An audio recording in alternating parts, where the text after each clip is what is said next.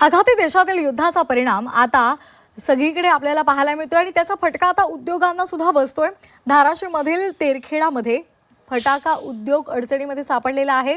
फटाके बनवण्यासाठी लागणारा गंधक तसंच सल्फर आणि ॲल्युमिनियम पावडर याचे दर तब्बल 3 पटीने वाढलेले आहेत।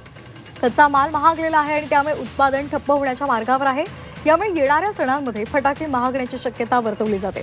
तर युद्धापूर्वी घेतलेल्या ऑर्डर्स आता जुन्या दरात पूर्ण कराव्या लागत असल्यामुळे उत्पादकांना मोठा तोटा सहन करावा लागतोय। युद्धाचा खूप मोठा परिणाम झालेला आहे। फटाका उत्पादन करण्याचे फॅक्टरी आहेत सर्वजण या युद्धामुळे रॉ मटेरियलची किमती वाढल्यामुळे अडचणीत आलेले आहेत। कारण गेले 2-3 महिन्याखाली सर्व कारखानदारांनी फटाक्याची ऑर्डर घेतलेल्या असतात, ॲडव्हान्स घेतलेला असते बुकिंग। परंतु आता अचानक या युद्धामुळे सर्व कच्च्या मालाचे रेट डबल झाल्यामुळे फटाका कारखानदाराला ज्या समजा ऑर्डर घेतली ती माल देण्यासाठी नुकसान होत आहे, माल ऑर्डर कंप्लीट करण्यासाठी। युद्धामुळं बऱ्यापैकी जे केमिकलचे रेट होते ते भरपूर वाढलेले आहेत। 2-2, 4-4 हजाराचं सोऱ्याचं गंधकचं पोतं आज जवळपास 5,000-7,000ला झालेले। त्यामुळं केमिकलचे रेट वाढल्यामुळं मालाची कॉस्टिंग पण वाढली आणि गिरायकाचा प्रतिसाद पण भरपूर कमी आलेला।